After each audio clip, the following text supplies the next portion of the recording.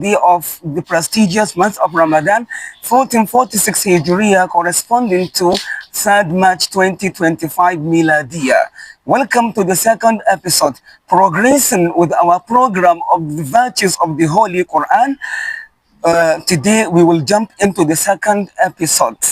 In this episode, our discussion will go on the virtues that comes on four ahadith. There are four among the prophetic sayings from the prophetic ahadith that mention some of the virtues of the Holy Quran. Firstly, let's take the hadith of Uthman bin Affan radiallahu anhu. Uthman bin Affan narrated a hadith from the Prophet sallallahu alayhi wasallam, said, خيركم من تعلم القرآن وعلمه. خيركم, the best among you. من تعلم القرآن is he who learns the Quran. وعلمه, and teaches it. In this hadith, the Prophet sallallahu alaihi wasallam has shown to us that the best among mankind are those that are partaking in learning the Quran and teaching the Quran. Learning the Quran, it comprises learning the recitation of the Quran and also learning the interpretation of the Quran. Also teaching the Quran, it comprises both the Quranic recitation and the Quranic interpretation. The second hadith, let's take the hadith of Abi Sa'id, may Allah be pleased with him. He narrated the hadith that the Prophet sallallahu alaihi wasallam said, the Almighty Allah said, Man shagalahu al-Quran wa dhikri, whoever is preoccupied with the Quran and my remembrance and dhikri, that kept him away from begging my favors, from asking favors of me, أعطيته أفضل ما أعطى السائلين, I will grant him better than that which I grant to those who are seeking favors of me, who are begging favors of me. وَفَضْلُ كَلَامِ اللَّهِ عَلَى خَلْقِهِ, and the superiority of the word of Allah over all other. وَفَضْلُ كَلَامِ اللَّهِ عَلَى سَائِرِ الْكَلَامِ, and the superiority of the word of Allah over all other words. كَفَضْلِ اللَّهِ عَلَى خَلْقِهِ is like the superiority of Allah over the entire creation, over his all creation. The simile given in this hadith has shown, the simile given in this hadith will has clearly indicated and shown to us that nothing in this world is precious, nothing in this world is greater than the Holy Quran. We all know that Allah subhanahu wa ta'ala is the creator and sustainer of the universe, and Allah subhanahu wa ta'ala is the creator and the sustainer of the universe, and he is only attributed with attribute of perfection, grandeur and greatness. So we could say that there is no comparison between Allah subhanahu wa ta'ala and the entire creation. So as like that, there is no comparison between the word of Allah and all other words. And also our awe and reverence for the Quran should be translated into action and be manifested in our deeds. And we have to be allocating a substantial time to study the Quran, better more than the time that we allocate to study all other disciplines, more than the time that we allocate to read all other books. The third hadith, we will take the hadith of Nana Aisha radiallahu anha. She said, the Prophet sallallahu alayhi wasallam said that Al-Mahiru bil-Quran, one who is skillful in the Quran, one who is well versed and immersed in the Quran, one who is proficient in the Quran, ma'as-safratil kiramil barara, he will be in the company of those angels who are scribes, noble and righteous angels.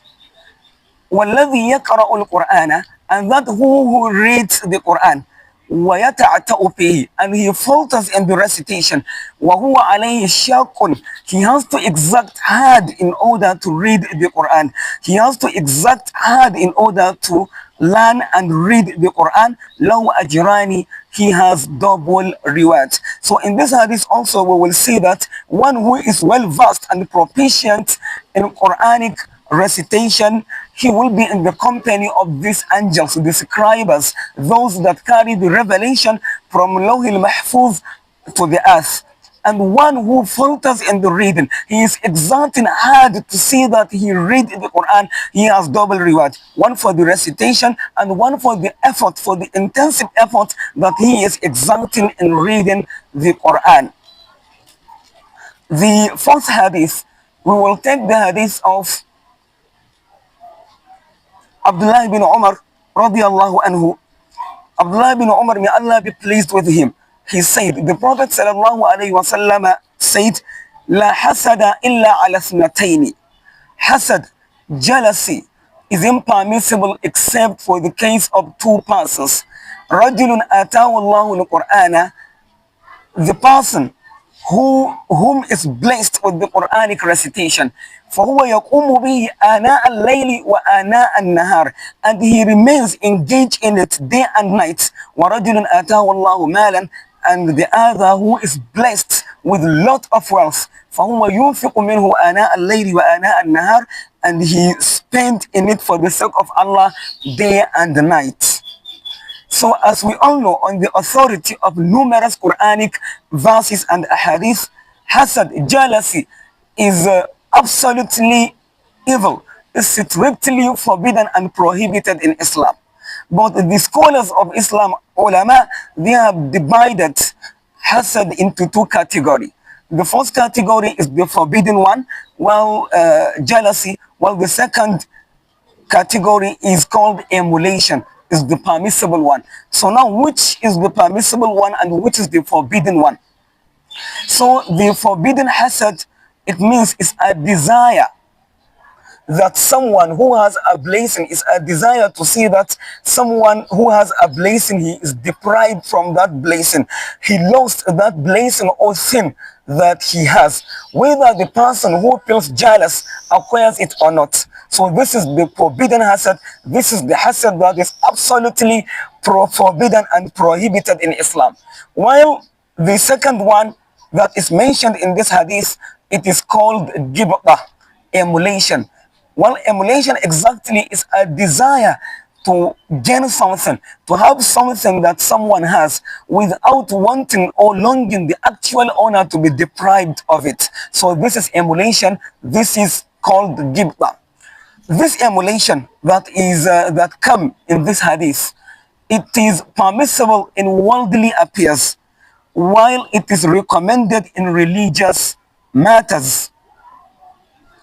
So if we study this hadith vividly, they have shown to us some of the great virtues of the Holy Quran. So we are advised to be reciting the Quran always, to be trying to be putting effort in knowing the meanings and interpretation of the Quran, so that we will be applying the teachings of the Quran in our practical life. May Allah grant us the Quranic intercession and fasting intercession. May He subhanahu wa ta'ala make us among those that will be forgiven, those that will be granted paradise. اللهم صل على سيدنا محمد وعلى آل محمد كما صليت على إبراهيم وعلى آل إبراهيم في العالمين إنك حميد مجيد.